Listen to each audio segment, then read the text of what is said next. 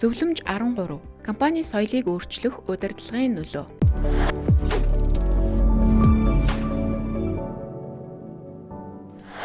Соёл гэдэг зүйл нь байгууллагын ажиллах арга барил, ерөнхий үнэт зүйлс болон хүмүүсийн нэг нэгнтэйгээ харилцах харилцааг тодорхойлж өгдөг зүйл юм. Байгууллага доторх соёл нь хүмүүсийн хувцаслалт, багийн ажиллагаа болон биедан ажиллах хандлага зэрэгээс нь харагдаж байдаг. За байгууллага дахь ажилтан бүр байгууллагын соёлыг өөрчлөх процессд бол тодорхой хэмжээгээр оролцож байдаг ч эцсийн дүндээ удирдагчид, манлайлагчид соёлыг бий болгож эсвэл өөрчлөх бөгөөд тэдний гаргасан сонголт нь байгууллагын гүйцэтгэлд маш хүчтэйгээр нөлөөлж байгууллагын хувь заяаг шийдэж байдаг юм байна. Өөрөөр хэлбэл байгууллагын соёл болон удирдагчийн манлайлал хоёр нь хоорондоо нягт холбоотой юм байна. Байгууллагын нөлөө бүхий удирдагчид байгууллагад шинэ соёлыг бий болгож, энэ нь хэдэн 10 жилийн турш тухайн байгууллагад оршин тогтнодог. Мэдээж бусад хүчтэй удирдагчид ч гэсэн өөрийн удирдлагынхаа хугацаанд байгууллагын соёлыг мэдсэн ч мдэггүй ч тодорхой хэмжээнд өөрчилж байдаг байна. Гэвч дийлэнх удирдагчид байгууллагадаа зөв соёлыг бий болгохоос илүүтэйгээр өндөр гүйцэтгэлтэй байгууллага болоход нь төвлөрч ажилладаг ба байгууллагын соёл гэдэг зүйлийг бизнесийн гол асуудлуудын нэг болгож анхаарч авч үздэг. Удирдагчид байгууллагын стратеги түүний хэрэгжилтэнд зориулж наривчилсан маш сайн тунгаасан төлөвлөгөөг гаргаж болдогч байгууллагын соёлын хүч болон динамикийг ойлгоогүй ажилтнууд удирдлагуудаас болоод төлөвлөгөө нурах нь элбэг байдаг. Байгууллагын соёл гэдэг нь удирдах болох зүйл бөгөөд удирдагчийн хувьд үн цэнэ нэмэгдүүлж эрсдлийг хамгийн бага түвшинд байлгах гол алхам бол соёл хэрхэн оршин тогтнодгийг бүрэн мэдчих явдал юм.